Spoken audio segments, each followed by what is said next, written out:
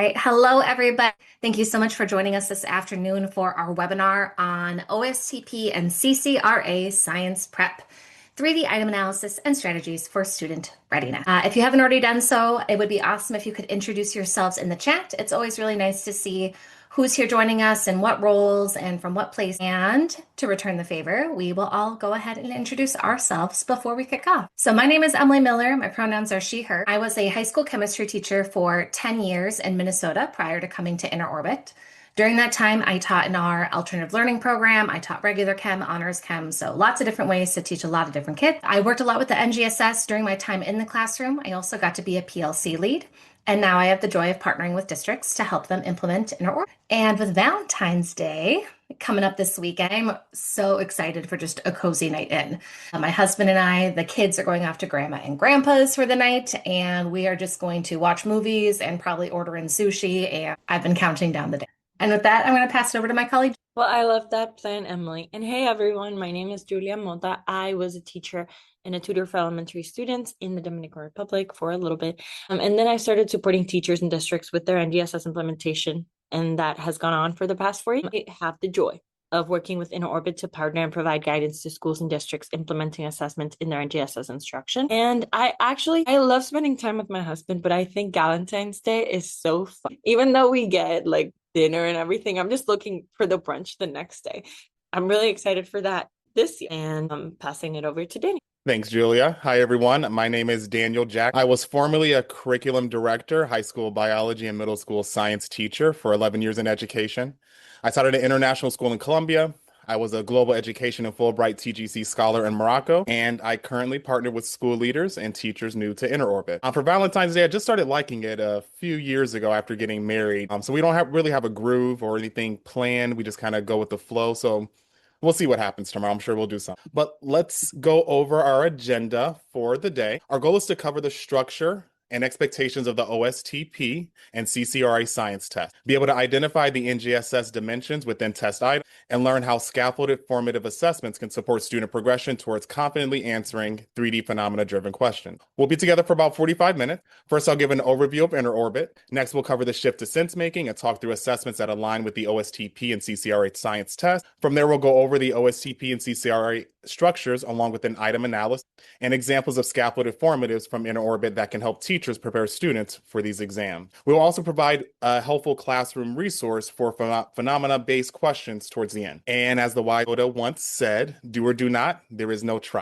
So let's get this webinar. And I'll begin with a quick introduction to what InterOrbit is and how it supports educators. At InterOrbit, we like to say there are 3 core components to what we do. We have phenomena, we have assessments, and we have detailed reports. Our high-integrity 3D assessments at InterOrbit are designed to provide meaningful and actionable student data so educators can make informed instructional decisions with confidence. We also make the NGSS accessible for both you and your students through innovative approaches to sense-making. That means we don't just drop students into these complex 3D questions.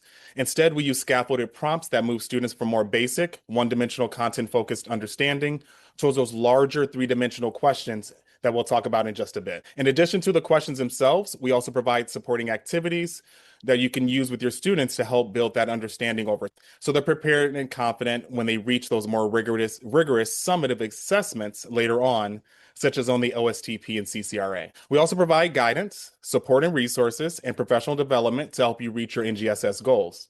Just like this session we're hosting. There'll be a link dropped in the chat in just a moment. If you're interested in learning more about InterOrbit, feel free to fill out the interest form, and from there, we'll share additional information and show you how you all can try InterOrbit within your districts. Next, I want to talk about the shift to sense-making in regard to how we can interpret proficiency when prepping for the OSTP and the CCRA. And if you've been teaching for years, you probably felt this huge shift already. Proficiency has moved from standards that often focused on isolated facts, concepts, or skills to performance expectations that describe what students should actually be to demonstrate understanding. Under the NGSS, proficiency is defined by sense-making, which is when students integrate those 3 dimensions to explain phenomena and solve problems, not just recall information. Let's now take a look at what those 3 dimensions are of the NGSS. As you may know, the 3 dimensions are what sit at the heart of the NGSS. First, we have the disciplinary core idea. These are the content, the science the students are learning. In this example, the DCI is focusing on adaptation. Students need to understand that in a given habitat, some organisms survive well, some survive less well, and some cannot survive.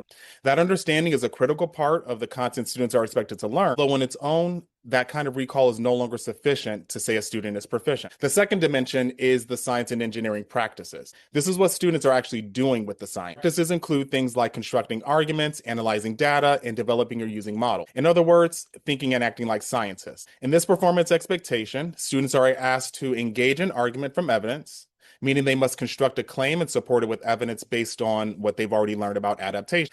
And finally, we have the cross-cutting concept. These are the big ideas that are connected across scientific disciplines. They shape how students think about science. Examples include patterns, systems, and cause and effect. In this example here, the cross-cutting concept is cause and effect, and students need to reason through how certain traits or conditions in a habitat cause some organisms to survive better than others. When all three of these dimensions are put together, we can get a clear picture of what students truly understand. We're no longer just measuring what they can memorize, we're assessing how they think, reason, and apply their knowledge. And that's a key difference with three-dimensional sense-making focused assessments. Next, let's talk a little more about sense-making. So when we say sense-making, we're talking about what happens when students pull together everything they already know, their ideas, their skills, and their experience to make sense of something they don't fully understand.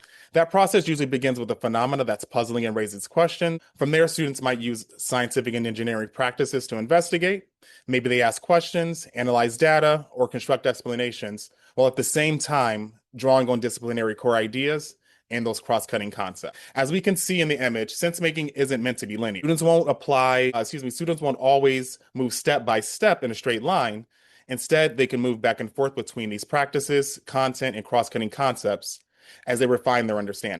Rather than jumping straight to the right answer, they're working to figure out why something is happening. They're testing ideas, advising their thinking, and asking better questions along the way. That's really what the NGSS is aiming for, and what we believe strong assessments and strong instruction should be designed to support. Students that show proficiency are able to bring all these pieces together to make sense of new or novel scenarios. And now that we've gone over sense making, I'll pass it over to Emily to show you how sense making is incorporated into the OSTP and CCRA. All right. Thank you, Dan. So now we're going to actually talk about the structure of first the OSTP, and then we're going to move on to the CCRA after.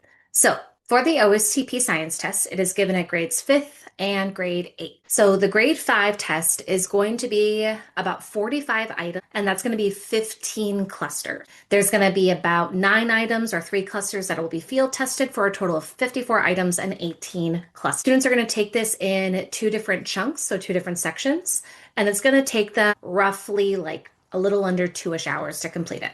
8th grade is really similar. So it's going to have those 45 items, those 15 clusters. There's going to be 9 items and 3 clusters field tested with a total of 54 items and 18 clusters. The 8th grade test, students have a little bit longer of time in order to take it. So some things to note here, if you were kind of following along with the math, is there's going to be 3 questions per cluster.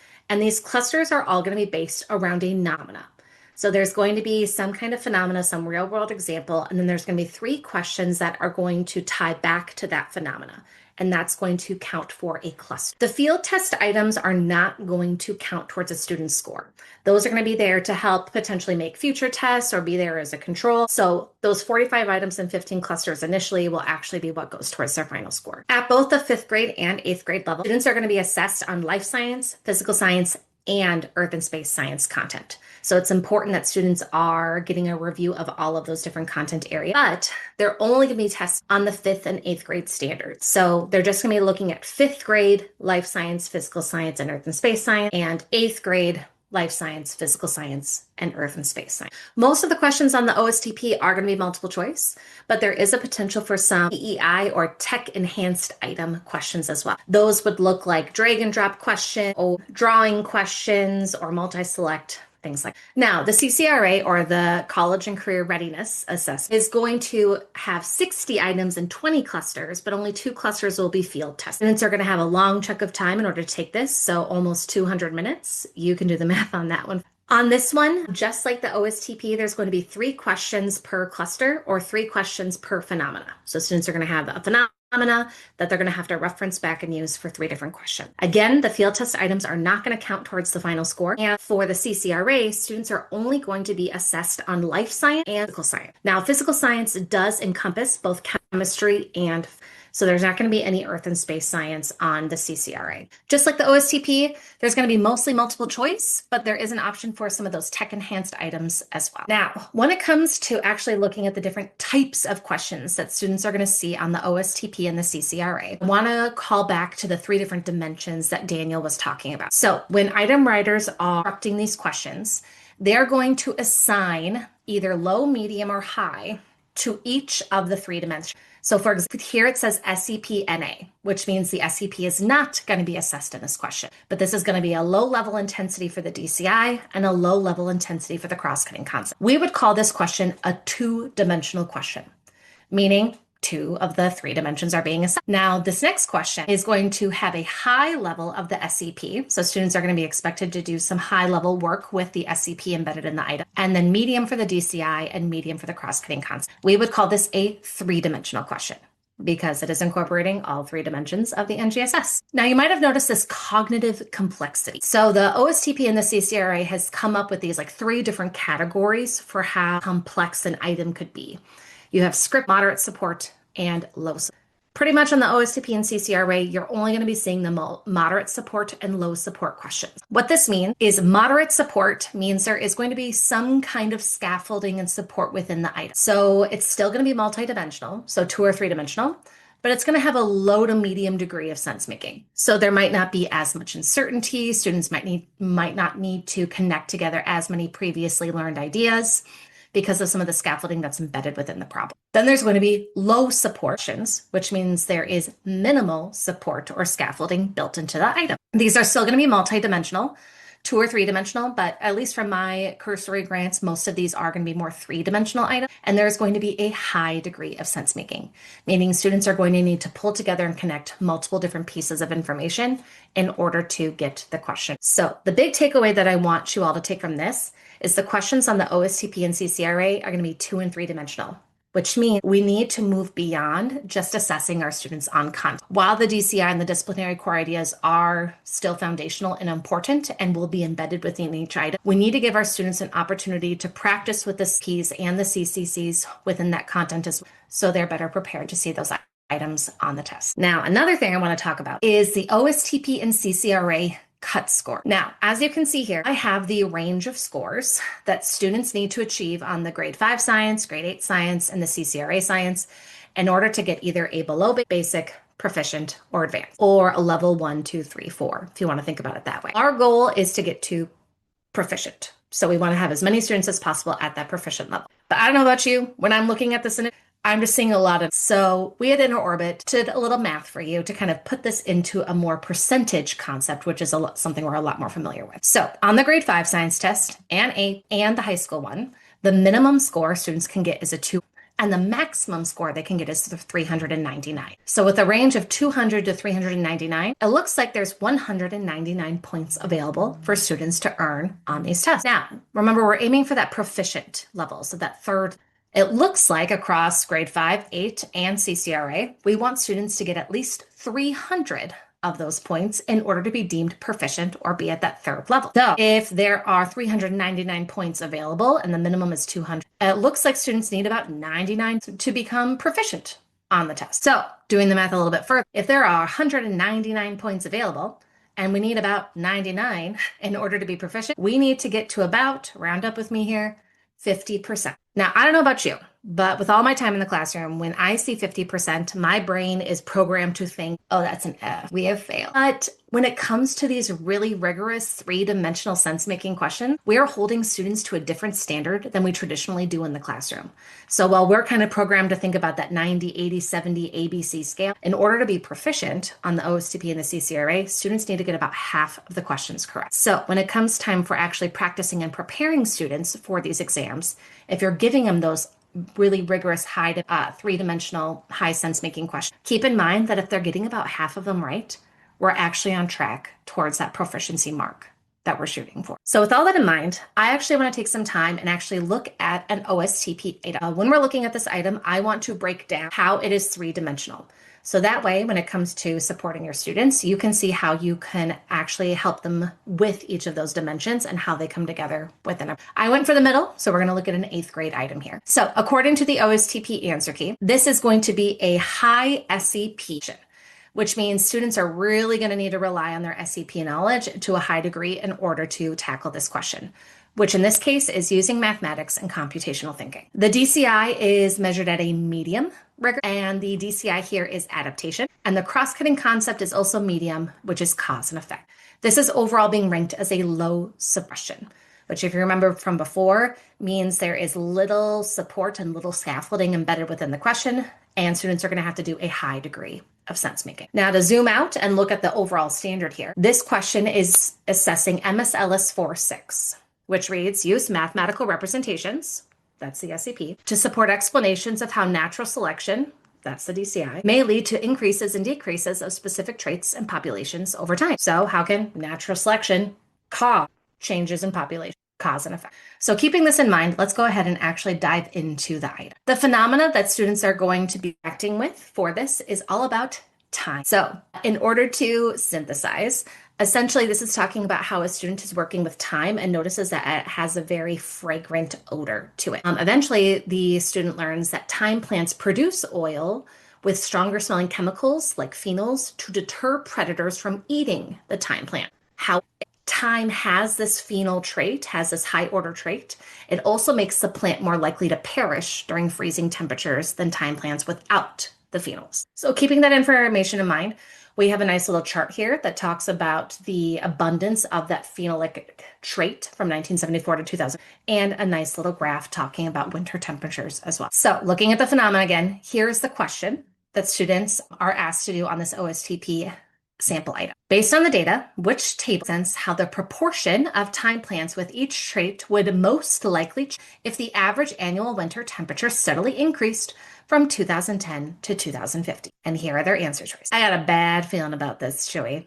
I'm the one who put all the Star Wars gifts. So thank you, Daniel, for humoring me with my sense of humor. This is a lot, but if we break this question down by the 3 dimensions, we can then see how we can individually support our students with those dimensions so they can eventually connect and bring them all together to tackle a phenomena-based question like this. So as a reminder, our SEP is using mathematics and computational thinking. Our DCI is about adaptation. So this idea that certain isms will have certain traits that'll be more beneficial given external factors like temperature, and then that trait will be passed down over time. And our cross-cutting concept is cause and effect. So let's see if we can figure out where the SEP is located in this item first. So again, this is using mathematics and computational thinking. And specifically, they need to use mathematical representations to support scientific conclusions and design solutions. So in this case, students need to use mathematical and computational thinking to look at the data that is being given in order to support this conclusion about whether or not this phenolic trait is going to increase or decrease over time. Students are going to need to reference these 2 charts over here. So noticing how the non-phenolic trait is starting to become more prevalent, and also how winter temperature is starting to slowly increase, meaning it's slowly getting warmer over time. And the question is asking us, what if it keeps getting warmer? What do we think is going to happen? So students need to look at some historical data, they need to look at the chart, and they need to see the presence of that trait changed over time in comparison to the graph looking at how temperature is increasing. So this is how they're going to use that SEP. So giving students different chances to look at different data and being able to mathematically reason what that data is saying is a way we can help them out with the SEP. Now let's go ahead and see how the DCI is incorporated into this item. So this is all about adaptation and the idea that some traits may be more successful in different environments and therefore get passed down over time. In this case, we need to see how the proportion of thyme plants with these traits are going to change if the average annual temperature steadily increases. We need to remember from the reading that plants that have the phenol trait are more likely to perish from freezing temperature. So from here, students need to understand if plants with the phenol trait are perishing, that means they are dying and are not able to then pass on that trait over time. So they need to have this understanding and idea of this adaptation to see how the freezing will affect the trait being passed down over generation. And then the last is the cross-cutting concept. Now, in my personal experience, the cross-cutting concept sometimes has a lot of overlap with, especially with the DCI and sometimes the SCP. In this case, it is cause and effect.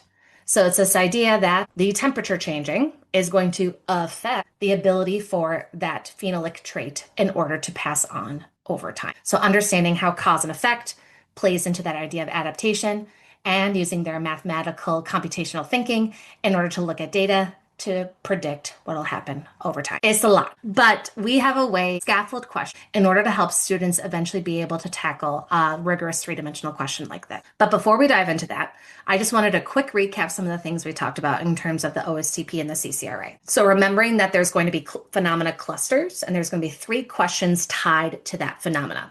So students are going to need to get used to seeing multiple questions tying back to the similar phenomena or situation. Understanding that the OSTP is going to be life science, physical science, and earth and space science. The CCRA also has that 3-question phenomena, but the CCRA is just going to be life science and physical science. And remember, physical science encompasses both chemistry and physics. Students are going to be asked 2D and 3D questions. So we need to move beyond just content and make sure that we are holding our students accountable for the SCPs and the CCCs. And with how rigorous these are, that benchmark per a little bit lower than what we usually expect in the classroom. And we're aiming for about that 50%. So how can we scaffold sense making? Really over time, what we've seen, like Daniel mentioned, this shift in education is we're trying to move students from this idea of just knowing and trying to shift them into this 3-dimensional learning of using the SEP and the CCC. As Han Solo said, never tell me the odds. This is not an easy task, but it is doable if we slowly scaffold understanding along the way. So what we've done here at Inner Orbit is we have written questions that slowly scaffold up to that 3-dimensional rigor. So on our site, the first type of question you're going to see is something we call a 1-dimensional DCI only question. These questions are just looking at content. So the mitochondria is the powerhouse of the cell type of question. Now, remember, we need to move beyond this, but we also need to make sure that students know these content fundamentals before we start layering on other dimensions of the standard, which is why after this, we have 2-dimensional questions. Now, 2-dimensional questions are unique because we still have the content, but we layer on the cross-cutting content and the SE separate. This gives students a chance to practice these dimensions on their own and be able to improve on their own. And it also gives teachers really interesting incremental data to see what they may or may not need more support with over time. And then finally, we offer our 3-dimensional questions. These are probably going to be the most prevalent on the OSTP and the CCRA because this is what we deem to be proficient. Students being able to use all 3 dimensions of the standard, trying to unpack that novel phenomena. So by questioning students in this progression, we can slowly build students' skills and confidence in each of these dimensions and also get data along the way to see what students may need more support with over time. So let's go ahead and see how this actually plays out. I picked a grouping of questions on our Inner Orbit site that pertain to the same standard we just saw in that time phenomena. So MSLS 4. So the SEP is still using mathematics and computational thinking. The DCI is still adaptation, and the cross-cutting concept is still cause and effect. The phenomena that I pulled is actually about elephants and elephant tusks. So it talks about how in different parts of Africa, poaching of elements in order to get the ivory from their tusks is higher in some areas of Africa than others, and how this high level of poaching has had effects on tusk and tuskless elephant populations over time. So let's go ahead and see this question scaffolding in action with this elephant phenomena. So the question I have here is, what is the most likely explanation for an increase in a specific trait within a population of a species over time? So this question is either 1-dimensional, 2-dimensional, or 3-dimensional. And I want to see if you can guess which one you think it is. So based on what's being asked in the question, do you think students are just being assessed on their content? Do you think they're being assessed on content and either the SEP and the CCC as well? Or are they being assessed on all? Go ahead and answer in the poll and see what you think. This is a 1-dimensional question. The reason we flagged this as 1-dimensional is because we're just looking at this idea of adaptation. So students don't need to use any math right now. They're not necessarily even maybe a little bit of the cause and effect because of the trait like increasing over time. But this is just trying to get to the idea of do students understand that organisms with a trait that is more suited to their environment are more likely to pass on that trait over time. So understanding like that foundational content. So this question helps us understand that. Then from there, we can ask a question like this. In the 1970s and 1980s, having tusks made an elephant more likely to be poached. How would the tuskless trait likely change in the population in the years following? What do y'all think? Is this a 1D, 2D, or 3D question? Go ahead and give it your best. This is a two-dimensional question, specifically with the cross-cutting concept. What we're looking at here is this idea of cause and effect with adaptation. So this idea that if elephants with tusks are more likely poached, what cause would that on the adaptation of tusk or tuskless traits over time? So layering in adaptation with that cause and effect as well. Let's look at another question. Refer to figure 2. What is roughly the percent difference in Mozambique elephants over 25 and under 25 with the tuskless trait? What do you think? Is this a 1D, 2D, or 3D question? This is a two-dimensional question with the SCP, where the SCP here is using mathematics and computational thinking. So we need to look at the graph and we need to use our math skills and look at the axes and look at the difference and do some subtracting. So in this case, we're still like looking at this idea of adaptation and we're still looking at the phenomena. But as you can see with this question, we're really just focusing on, can my students do that mathematical thinking?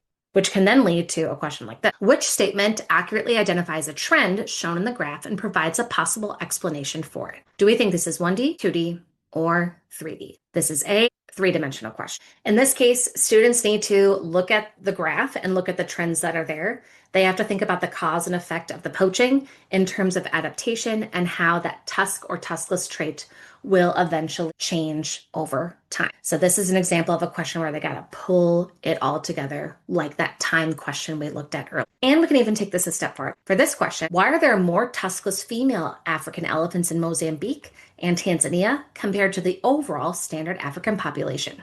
In your response, 5 possible causes of the change in the tusklessness trait. Explain how natural selection changes trait frequency over generations. Use a mathematical model in figure 2 as evidence to support your explanation. This is a three-dimensional question. So each one of those prompts is kind of eliciting students to make sure that they're pulling on each one of those dimensions.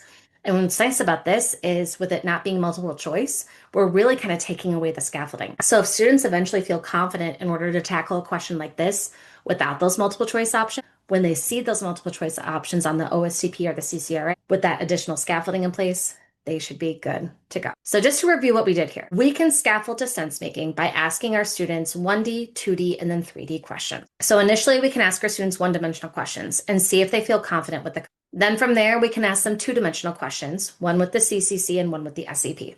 This gives students a chance to practice these skills independently, and it also can give teachers data to see if one of these skills needs more support than the other before we eventually combine these skills together in a three-dimensional question. And we can even take this a step farther and give students free response questions where there's little to no scaffolding and they got to go for it on their own. By doing this incremental assessment structure, both students and teachers get valuable information to help support students with all of their three-dimensional learning. So let's say if this was something that was interesting, intriguing, maybe you want to try it out. We actually have pre-made scaffolded formatives already on our site, and we have some curriculum guides as well. So for example, let's say you're teaching the 8th grade Amplify curriculum and you're on your natural selection unit and you just wrapped up teaching MSLS 4-6 about computational thinking and adaptation. You can go on our site, you can click Amplify, you can go ahead and find that natural selection unit that you're on, you can click Format, and then you can see a pre-made formative example all ready to go.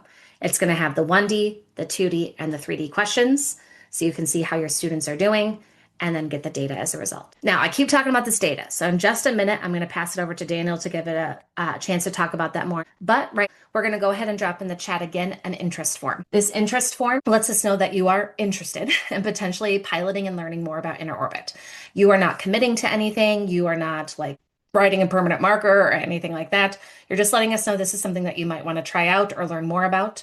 So you can fill out that short form and then somebody from our team will send you an email in order to start that conversation. Now, to the data I keep talking about. Daniel, can you tell us a little bit more about what this actually looks like and how we can use it? Of course, and thank you, Emily. And as we all may know in science, data is everything. So let's take a look at what the data in the insights inner orbit provides when you give it a set. Because all inner orbit summative items are 2 or 3 dimensional, just like on the OSTP and CCRA. Every question includes either a science and engineering practice, a cross-cutting concept, or both. This allows teachers and admin to look beyond missed standards and to actually identify patterns across students, classrooms, and schools. The dimensions report here provides this insight by showing performance across the specific elements of each of the three dimensions and allowing you to drill down by grade, school, or class. This helps you target instruction, support learning across multiple performance expectations, and better align your preparation to state assessments like the OSTP and CCRA. Now let's zoom out to a district level view. This is one of my favorite reports because it really highlights why looking at the science and engineering practices and cross-cutting concepts is so powerful. Across the top, you can see the different dimensions, and down the side, you have your different schools in the district. In the middle of the table, you can see the performance across the district. In this example, you can quickly see differences between schools, such as School 2 struggling with the SEP of constructing explanations and designing solutions, while School 5 is performing much better in that same area.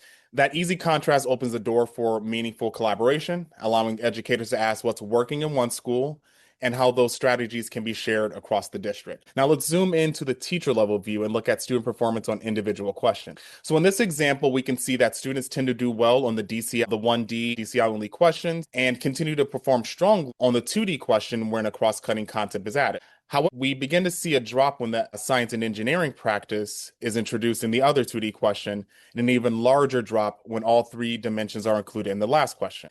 Because that same SEP appears in both the 2D and 3D question, we can identify that as a key area where students need more targeted support, rather than unnecessarily reviewing the DCI that they're already doing well.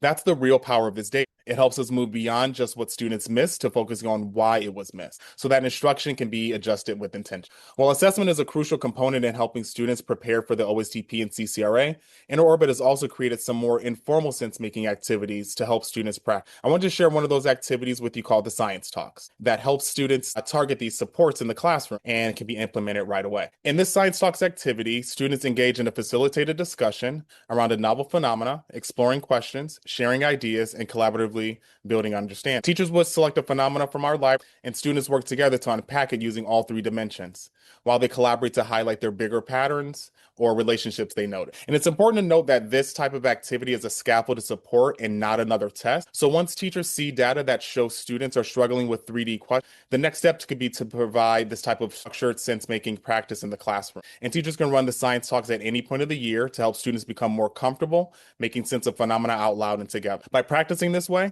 when they encounter the 3D questions on an assessment like OSTP and CCRA, it doesn't feel like an entirely new task. Instead, it's the same kind of thinking they've been practicing in class. These Science Talks promote collaborative sense-making and help students ask better questions and connect their prior knowledge to new concepts as they get prepared for the OSTP and CCR. This can be a great informal first step for test prep that can be implemented right away. All right, that's all we have planned for today.